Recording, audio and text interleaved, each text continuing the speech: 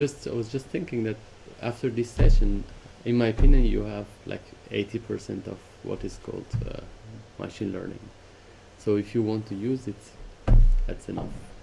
And the rest, these 20% are extra optimization, extra like improvements, and there are lots of applications. So if you know least square and regression, and if you know what's the problem, and if you know how to read it, and if you know clustering, and if you know what is like in principle algorithms around it, I think it's enough.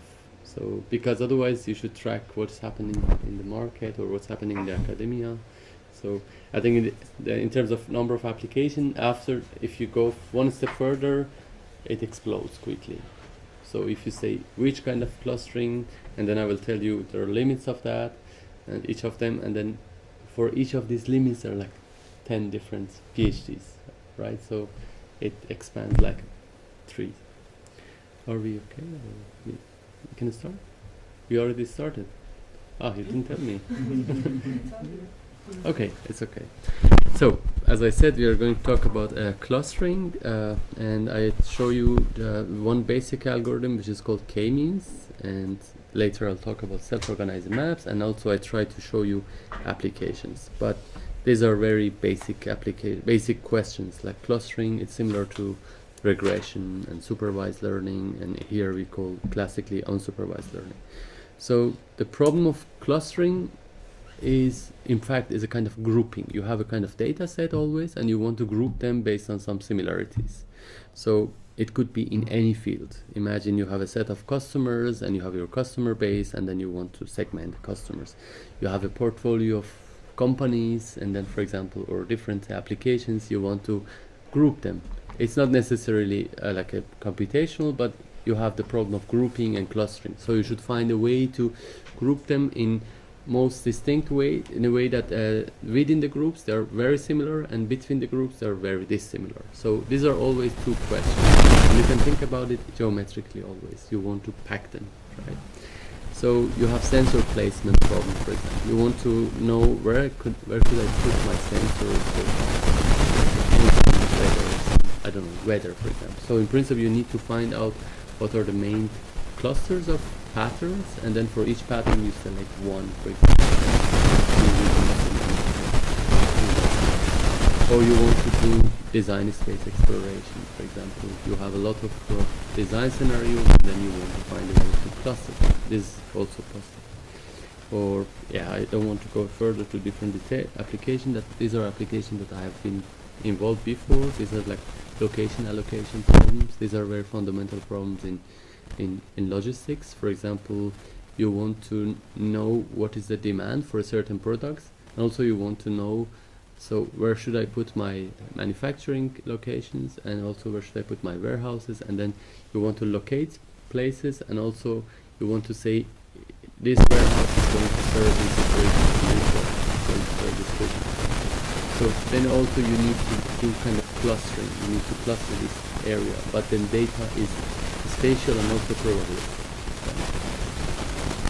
So yeah, there are lots of applications that we can think about it, and also I'll show you a few applications. So if we start, as always, with these simple cases, we have this two-dimensional data set, for example. These are our observations, and as I told you, literally we want to cluster them. So as you see here clearly, for example, you can ask how many clusters we have here, for example. This is always a question, and nobody has an answer for that.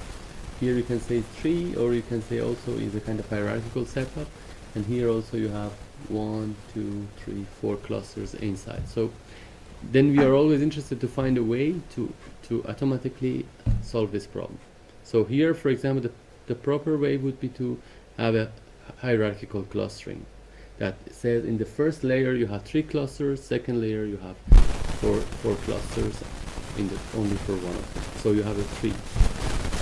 So this is, for example, the final outcome of the cluster. And it's not two-dimensional, because two-dimensional is visual. It's always high dimensional, so you cannot visualize it. That's the matter. So you want to find a way that solves this problem in an algebraic way. It's not necessarily visual, right? So one of the most fundamental algorithms is called k-means, and it's a very simple algorithm. I mean, it's very I mean, rational also, the way it happens.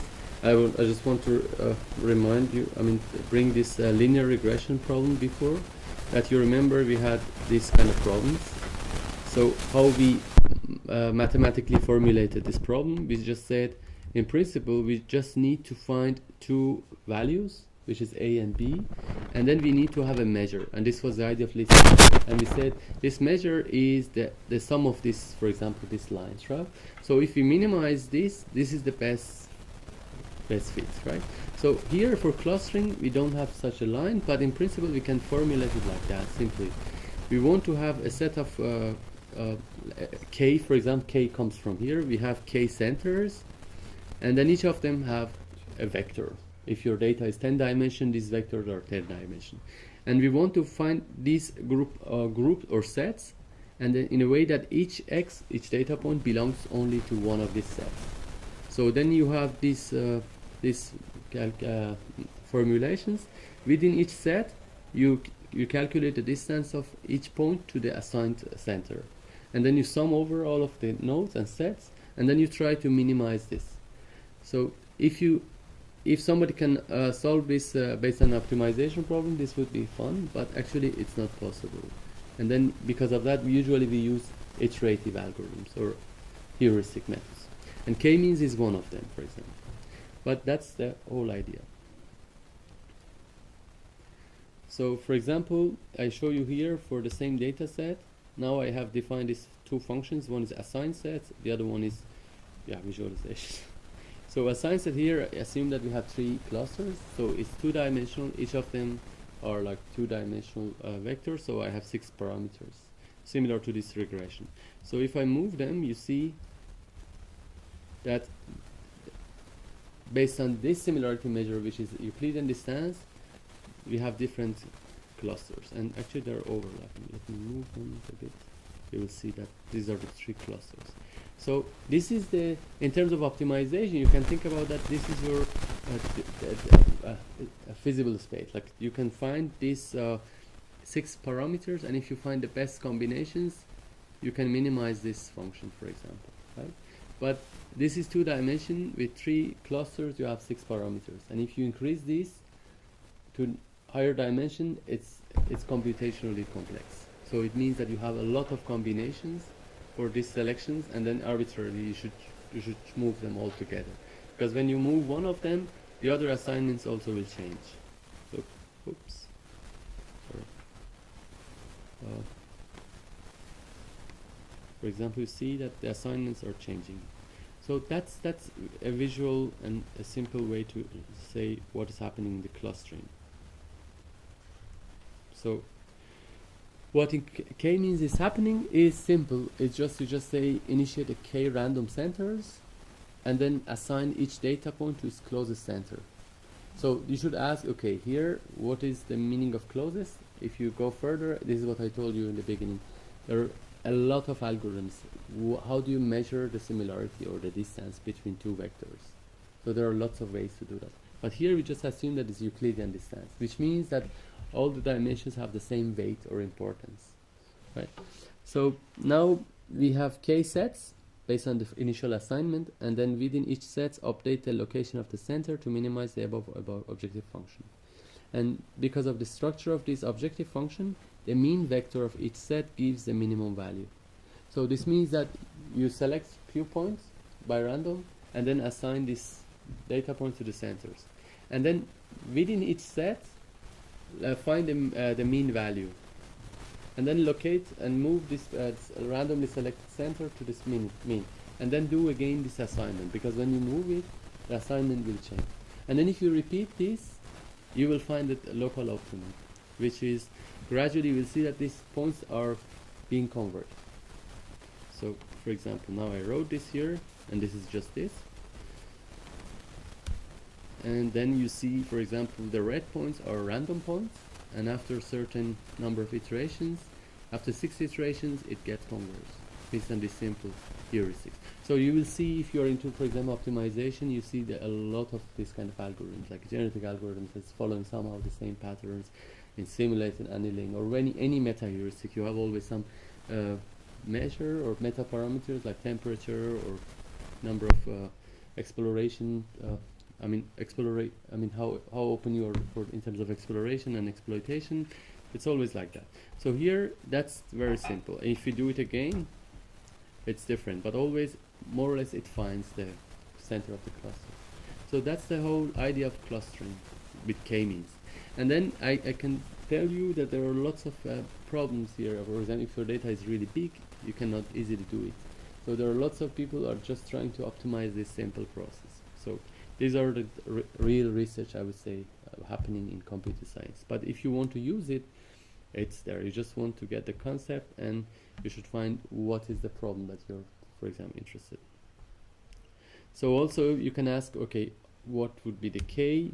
It's again arbitrary because of the nature of the clustering. So if it's 5, if it's 8, you see assignments are changing. So I'm just playing with that. So one of the fundamental questions, in practice, is that how to select k. So you can think about this objective function that we talked about, for example, any other types of functions. We can play with that. And then you say with 2, 3, 4, 5, 6, and then you see what is the minimum of that. And then usually there is a similar pattern like this, that this is called elbow, because if, not in this case, but you will have, when you play with the number of k's, you will see that the final results of the k-means of each of these k's drops after a certain threshold and then gets further. So this is usually a common way to say, I think I need 5 clusters, for example. But there is no absolute solution for that. So yeah, I have in the previous semesters I have more detailed presentation about means and other applications, but I just decided to merge two algorithms, this one and self-organized map, together. So you can go into the previous semesters presentation files and then check these things. But there are lots of questions like how to select a k in advance. For example, this is a meta-parameter issue, as I told you. Elbow is a kind of heuristic way again. Or what are similarity measures? These are important things. And shape of clusters, for example. These are like lots of people are working on that, because not always here, if with k-means, shape of clusters are always spherical or super spherical. But sometimes your shapes, like it's better if you have ellipsoidal shapes, right? So these are the things that you will see that how it works based on covariance matrix, for example. But I don't want to go through it. Or you can think about it, why it should be always one data point to one set. Why we cannot relax this assumption, and let's call it fuzzy clustering. So each set, each data point belongs to all of the other sets, right? So then you have a fuzzy value between 0 to 1. So yeah, there are lots of people doing that, or hierarchical clustering, or probabilistic clustering, or mixture models. And then also we have other types of models that I was presenting last semester, but I just skipped it now. Today is, for example, sometimes you can start based on topology-based approaches. Here, these centers don't exist in your data, but you can also think about it. What if I start making clusters or group based on connectivity of the nodes? So then you have a kind of the so-called topological approach of clustering, and there are lots of algorithms also there. So I stop here for this, and now, as always, I tell you that you really should go here. These guys are really good, scikit-learn, and you see that there are lots of clustering algorithms. You know what is clustering algorithm, and then your job should be to begin with the problem that you have. And if you can convert your problem to clustering problem, then you don't need to know exactly which level you're necessarily you know what's the problem, and then you know how to use these libraries. For example, k-means is one, like mean shift, spectral clustering, I don't know this one, affinity propagation, WARD is a very old school, agglomerative clustering, dB scan, I know this one, Gaussian mixture, and Birch, which I don't know. So you can use them easily, right? Like what I showed you one of them, and usually as a non-computer scientist, you don't need to, like in principle, you are not interested to develop algorithms for machine learning, so you can use them. So that's the way I'm trying to present this thing. So there are lots of examples here that how you can use it easily. It's just you get the data, you fit, you transform, that's it. So, and I was presenting this to 2 weeks ago for a community of computer scientists, and I was saying that everybody hated this approach because it seems too simple. But it is simple. I think it should be simple, and that's why I'm always saying that this is like literacy. So you should just know these keywords very well. You should know how to use it, and then you always have a different problem in your field, and then you can easily think about your problem in this way of thinking, I would say. So if you want to go further, these are for me very interesting thing. You can think about this clustering as in a geometric way.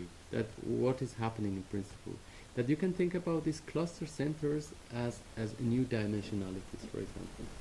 So what does that mean is that when you do the clustering of this data, and apparently I'm using a k-means from scikit-learn, it's just these two lines.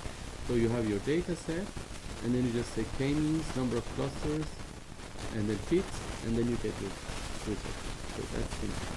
So if you do this clustering with two dimensions, with two clusters, then you have usually this resemblance, or it could be this way and here, right? So, but we can think about each center of these clusters as a new dimensionality. So think about that these nodes that you visualize here are two-dimensional vectors. And then when you say these points are belonging to this set, this means that in a vector space, the vector of each point is more toward this direction of this center. So in principle, you can think about that we are constructing a new dimensionality space, like a Cartesian space, but these where each axis is the vector of each cluster. So this is the kind of, you can think about it like a data transformation. So what you do here is that in principle, then if I do dot product, which dot product between two vectors means the degree of some kind of similarity. If two vectors are in the same direction, the dot product is 1, which means that they are in the same direction. So think about it as a kind of new dimensionality. If I have two clusters, I'm building a new two-dimensional space. But think about it, if it's 3, for example, is a Cartesian space like Cartesian space, but they are not orthogonal because these clusters are overlapping. They have overlapping information. But you can use it as a kind of new dimensionality. So if I do this dot product, I expect that my data point should go toward any of this direction. So as you see here, for example, with these two dimensions, now the vector, this direction here actually is the direction of the cluster number 1, and this is the axis of cluster number 2. And as you see, the one group of data set is really has a very high value here and very low value here. This means that these data points are in this direction. So now, what if we increase this number of clusters? I cannot visualize it here because then I have 10-dimensional space, but I can do it another way. So now if I have 10 clusters with this two-dimensional data set, I can represent it in a different way.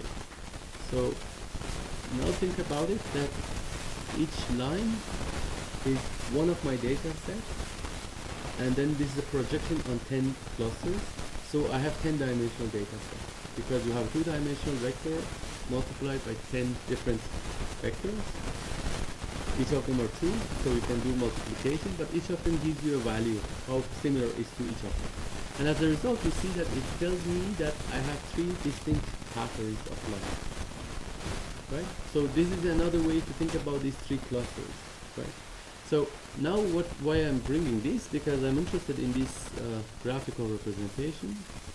And now think about it that now with this setup, if we can train a network like this based on this objective function, and I'm not sure if it works, it's just some speculation.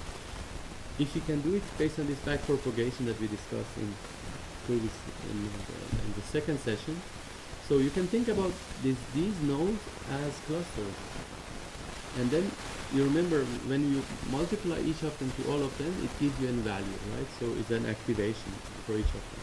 And this is actually like that. So I'm trying to for you to connect this problem of neural networks, or in principle regression, or random forest, all of them to this setup. That now you can think about it, that this is your data set, and each of these vectors are kind of matrix multiplication, and as a result you get an activation.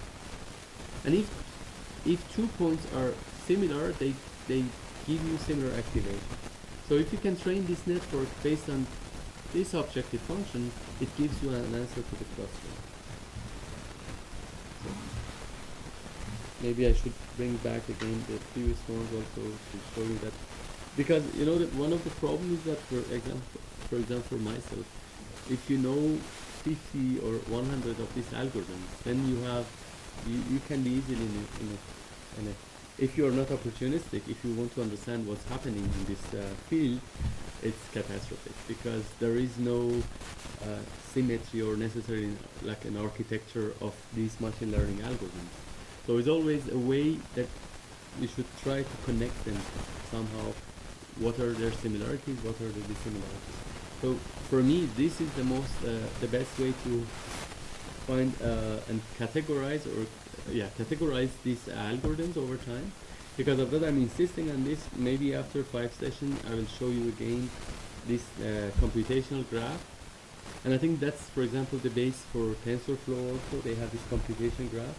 And it's a kind of meta level of programming for any machine learning algorithm. So for me, now it's very interesting that you can look at any algorithms only based on these graphs. So for me, myself, it's very interesting as a kind of new language of designing new architectures. So for example, you can easily ask why these guys are not collaborating, because this is, for example, the case. Like for example, if I increase the number of k, it doesn't help. And here colors are in principle the index of the cluster. And you see they are arbitrary. So one question that you can ask, and actually this is the beginning of the self-organizing map, is that what if these guys share their information with each other in order to say, I cover this part of the space, you cover this part of the space, we don't need to overlap. And then this will change the whole game. So that's the story of self-organizing maps, that you say, what if instead of looking at in the data points, I define it grids, for example, and then try to this grid to adapt this grid to the data point. So I will show you in a second what does that mean, but this is called, in principle, manifold learning. And by that, I'm going to create a spectrum of dimensionality. So if each cluster center is a new dimensionality, can I make it a space of a spectrum of all the possible dimensionalities? So that goes to, in principle, to topological data analysis also.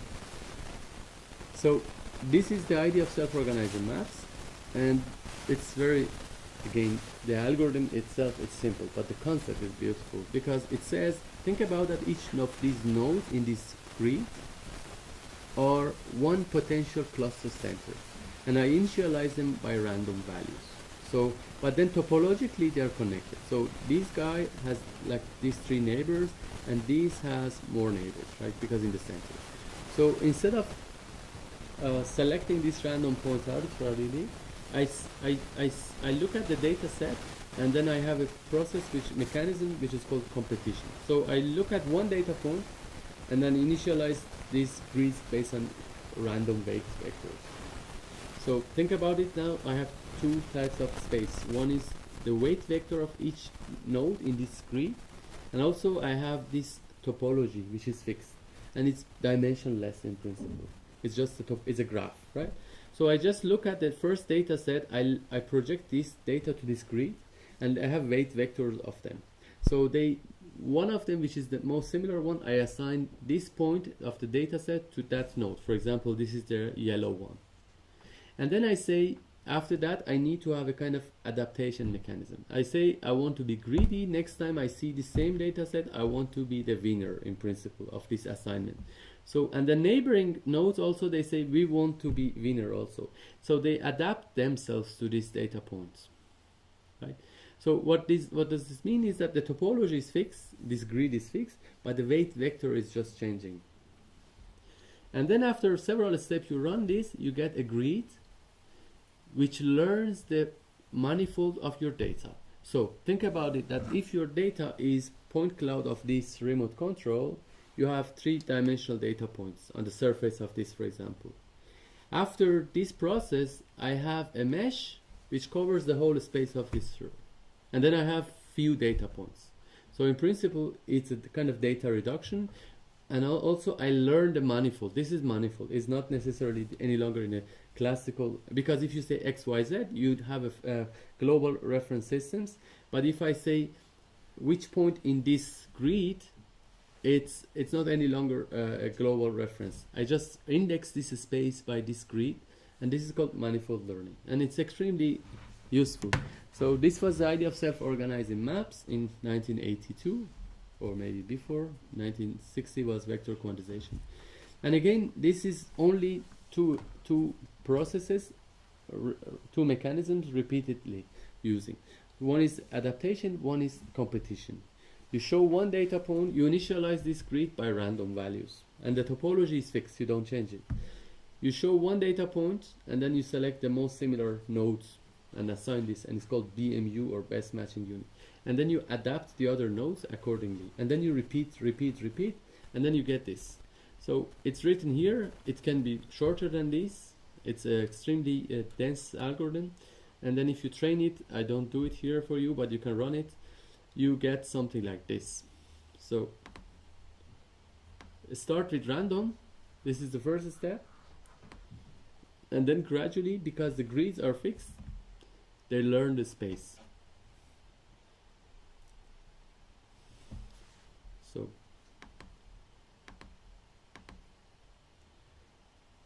So if your data is like 2-dimensional, you can visualize it. If your data is 3-dimensional point cloud, you can visualize it. For example, you can think about it as a kind of point cloud processing algorithm also.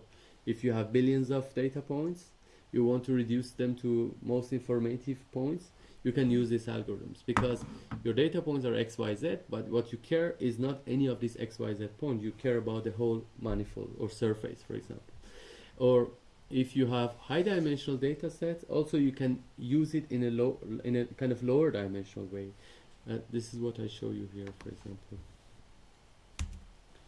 So now first think what happens in this space. Now you remember this one before, the clustering with k-means. It was always random, but now I have a so-called ordered set of indexes, and these indexes are ordered in a way that if they are similar in high-dimensional space, they get similar indices in the low-dimensional space.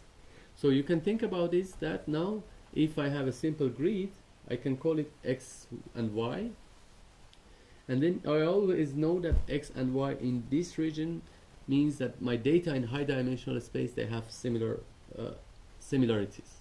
So for example, it has a lot of applications. For example, this was one application that apparently we also published a paper for that in atmospheric science. No, it was atmospheric measurement techniques, and this is urban air pollution. And imagine we had this air pollution data set. We had few measurements, and then now think about it: 1, 2, 3, 4, 5, 6. I don't know. Yeah, let's say 7. Yeah, you have 7 dimensions. How can you visualize 7-dimensional space? Can you, because the usual way is to create this kind of scatter plot and check one by one to see if there's a correlation, linear correlation or not. But literally you cannot visualize more than, I would say, 5, because 1, 2, 3 is possible, then third, 4 would be color, and then the size of bubble or something like that is 5. But if you have 80-dimensional space, you cannot visualize it. And imagine if you're doing some kind of experiment with any process, you usually have a lot of parameters, and you want to know how it works. So one way to visualize it like this. So what does that mean here is that, as I told you, that maybe I can try this.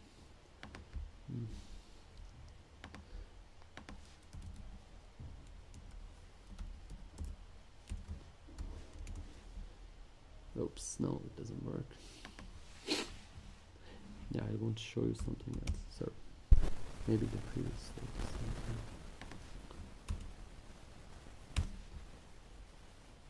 So I hope this is okay.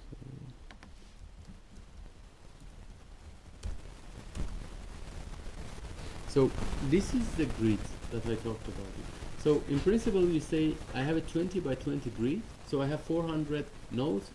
In terms of k-means, you have 400 cluster centers. But then you can visualize it like this, because the grid is always fixed. And then you just say this is the size of these circles is proportional to the number of data points belong to this area or this cluster center. So in principle, it says, look at this. Here I have like few of my data points. But now if I have these data sets of 1, 2, 3, 5, 6, you can think about it again as a grid. And then in each node you have 7-dimensional vector. So I can have I have 7-dimensional layers, right?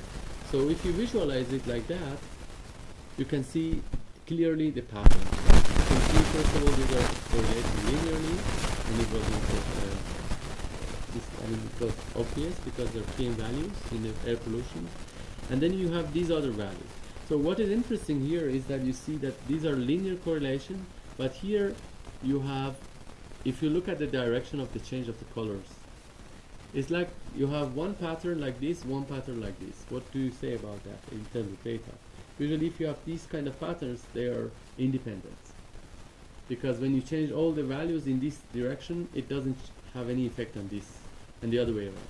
So you can think about it now here that it tells us that in all of these 7 measurements, there are 2 main patterns. So one is in this direction, and the other one is in this direction, but the second one is nonlinear.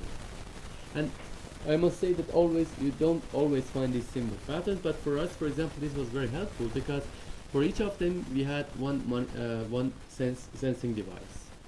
So you wanted, I didn't do it, we had an expert in air pollution measurement. So he had like 7 devices now. He said, yeah, literally we didn't know, or I don't know, it's a global phenomena or not, but literally we just needed, in principle, few of them. So one of them you can sample, and then for the other regime you can sample one of them. So, and think about it in your application. Usually you have a lot of meta parameters that you're playing with, and then you're generating something. So if you do this kind of analysis on your meta parameters, not your data set, then you will realize that there are sometimes correlations. So I didn't have it here, but I didn't bring it today, but we had this application also for setting up very time-consuming computational fluid dynamics. There were like one application that we had like 6 parameters. And then imagine when you have 6 parameters and each of them have low, medium, high values, you have 6 combinations. And if you realize that you don't need to test all of them, so these are all the criteria. And also you can now use self-organized classification, and you can do this in a completely different way. So that's what I'm talking about, this manifold learning. Because now if you have this one, it doesn't look very interesting. But what you just need to do is to just know that for each of these points you have a weight vector. And now go and calculate the similarity of these weight vectors in this topology. Simple, just an average that. And if you do that, you get this. So clearly this is for this data set, and it tells us that we have 2 clusters, and these are the borders. Why? Because in the weight vectors, they are very dissimilar. So when you calculate this similarity of these weight vectors in this grid, there is a gap suddenly, or there is a wall, for example. And then you tell me there's a clear cluster here, and I think if I show you, so these are our data sets. It tells us that there's a clear cluster here, a clear pattern here, and also the very distinct one here. But also here you have another kind of pattern inside. So these are, if you want to try and understand it, because many people don't like to do that, but in many applications it makes sense to understand the clusters. You can say here I have another cluster, one more cluster, and actually this is the 4 clusters that we talk about. These are data sets. Right. One is here, 2, 3, 4, and this is here, and one is here, one of them. So you literally are visualizing the topology of your data set. So if your data set is really high dimensional, you can see the shape of your data. That's important, for example.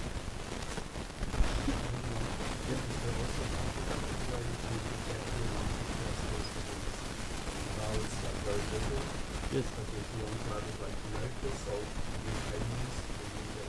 With k-means you don't get this. You don't get this, but I mean you have the amount of clusters and yes, yeah, of course. Yeah, actually I have photos of things, but it was just in photos.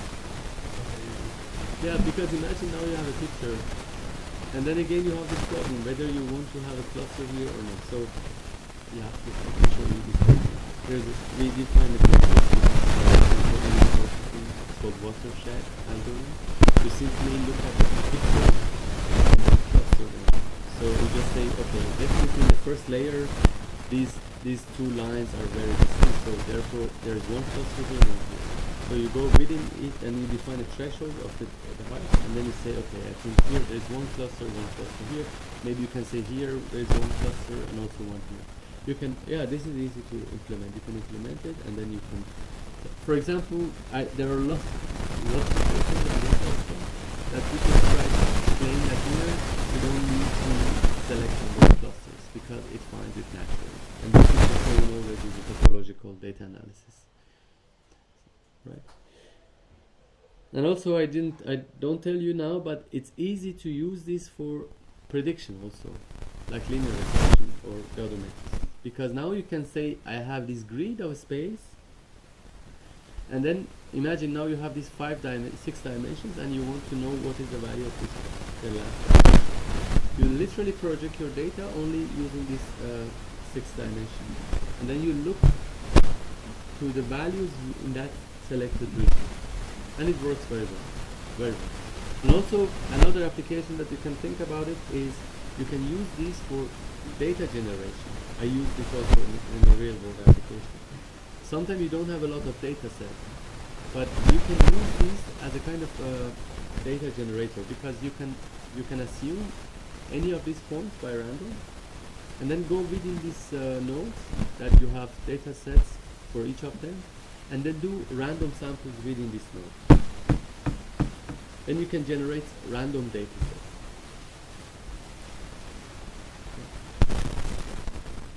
So, and then another application that would be, I mean, these are very synthetic questions, but these are common questions. As you see here, they also have this problem. What if your data is different, like here? As you will see, if you have this data set, if you do things, there is no way to handle this problem. This is the problem of this spherical, and this is the shape of clusters, because it always looks at neighbors. It doesn't understand that there is an intrinsic dimension, which is this statement. Right? So, and if you increase the number of nodes, it doesn't help. It came in, but if you do it with some, with this U matrix, it doesn't help. Because it says clearly in the topology of the data, and this is dimensionless, so it can be any dimension. Here we just use this application because these are visual to understand. But imagine if your space is 200 dimensional, so you cannot understand, you cannot visualize this space. But here it gives you this possibility in this simple 2-dimensional grid, or these types of visualization, that it tells you, look, your data has this pattern. And I must say that these are very, very specific kind of data set, just designed for improving the algorithms. I think in reality we don't have this kind of problem. It's always a very bad shaped data set. It's good to show this, but in principle you know that you don't get this kind of beautiful circular pattern. But the ability of the algorithm is interesting, because here clearly you're not there. It doesn't understand. And here the reason it understands it is because it understands the topology. It understands the topology, and then because of that, it understands this, like, you can think about it as like 1, 2, 3, 4. It's like 4 layers. So it adds 4 layers, and then if you look at these new dimensions, you can say first cluster, second, you see, and it's linear again. So you can play with that, and in many applications. For example, this is just a fun application. I also add other applications now. Yeah, practical questions. For example, I don't know if I told you, there are like companies, they're looking for places to do certain activities, or they have places, they have locations in real estate development, they have locations and they don't know what to do there. So the question is, what should I do in this building, for example? So also you can use this kind of approaches there, because for example what we do here is that I'm looking now, you need to get the data. You can get the data from OpenStreetMap, as I showed you last week, in a similar way. You get all the buildings in the Europe, for example, is like 100,000 commercial buildings, and then you can look at around these buildings, 100,000 buildings, and this is your data set. So now if you can cluster these buildings based on what is happening around them, you have a new place, and then you just want to know what's happening inside. Again, you look at what's happening around this building, and then you just cluster this data set. And if you just find 5 similar buildings, real buildings to your place of planning, you can go to that site and then say, okay, go to this location and see what they're doing. And really think about it, that is like 200,000 buildings. Nobody knows these buildings altogether. If you have a location in Zurich center, maybe some people say, yeah, here, based on experience, you should do this kind of activities. But with this big data approach and these simple clustering algorithms, you simply say, okay, I look at the whole planet, and you can get the data, and then I simply cluster these buildings based on the questions, for example, you have. Then you say which kind of aspects you care. Distance to, I don't know, distance to the center of the city, distance to the population center or residential area, distance to cafes, and so on. So these are becoming your features. You can add them, and then you say, now cluster all of these 200,000 commercial buildings in Europe, and then now you project your new space, new physical space to this space of clusters, and say, I think these are the most similar buildings. And literally, what in this specific application, what they need is literally the name or location of these buildings. So these are all possible. And here, for example, I do more or less similar thing in a spatial pattern analysis. In a spatial pattern analysis or geoanalysis, if you have high dimensional data, you always have this problem for geographers usually. If you cluster them, what does this cluster mean in the space? Or, for example, you want to always attach it to the physical space. So if you have this data set, for example, this is data from London. I use it for a paper also. So here, for example, imagine I have a lot of aspects of these areas in London, right? So I have locations and also distribution of age. Imagine these are like in different neighborhoods in London. So I have distribution of age, 0 to 4, 5 to 7. These are like all of these variables, right? So each of them, all of them, for example, it will be for each region, it's like 1, right? This is the ratio. And then I have number of cars per each location. This is the similar thing that I told you. And now I'm selecting few of them. For example, let's select these things, and it's arbitrary. And for example, what I like is, for example, health. And I want to just simply ask if there is a spatial pattern. So if I select this, and if I do this sum, it gives me this pattern, right? So maybe I should take out lat long.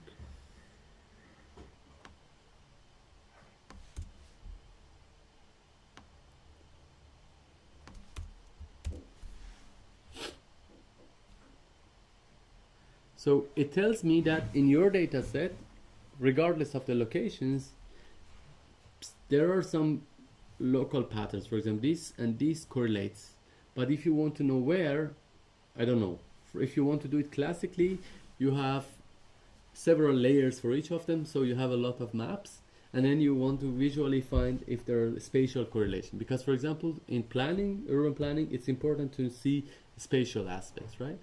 So here what we can do here is that from one side we have this pattern. For example, also I can tell you that there is a very clear pattern here, right? This red one and this red one. And then this one and this one and this one.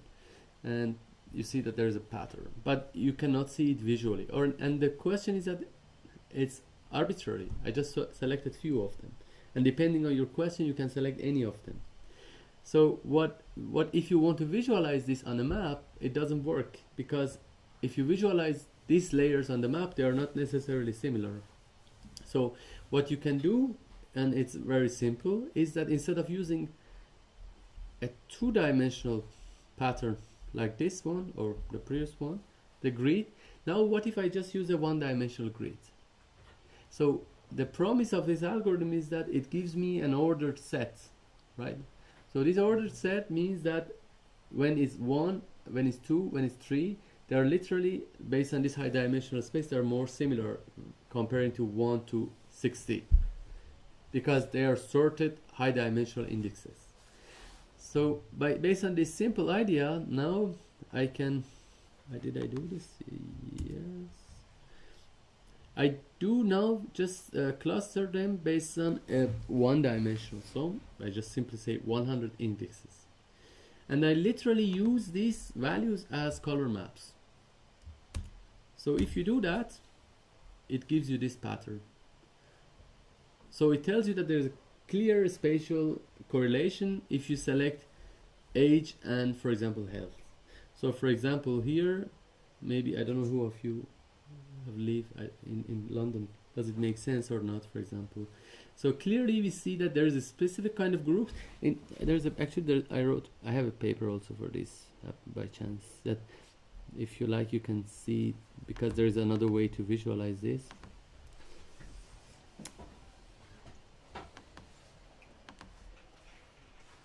So for example, this is the way you can visualize classically if you just literally select any of them. And this is what I showed you, and this is what you get, something like this. And then you can literally see, for example, here red, I think in our case is the opposite. When you have very good health, and then it's his education level. That's okay. If education level is above, like, I don't know, level 4, and then you have very good health, it's very red. And then in this map you see that clearly in the center, and this area, I don't know where is this area in London, you have this kind of pattern. And now the question here was that how you want to do mapping in the city. What is, because classically you have these questions like in architecture, the image of the city, like Kevin Lynch did this kind of application. So here the idea of this beautiful thing with the clustering is that now you just say, depending on your question, you can have different patterns. And I will show you, for example, now you can tell me if you have any interest in any of these dimensions. So for example, car, number of cars, and system of heating, for example. So literally, so oops. So now these dimensions, let's see if there is another pattern.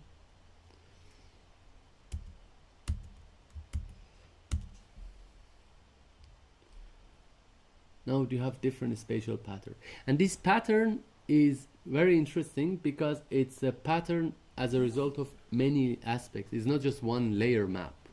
You cannot literally read it.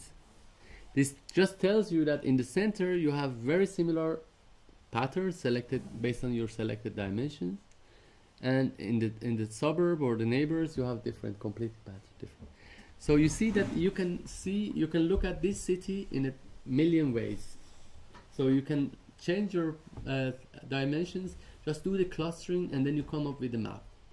So just now you can, for example, you can start asking why we have fixed electoral maps, or why we have this kind of clear regions. What is the reason for that?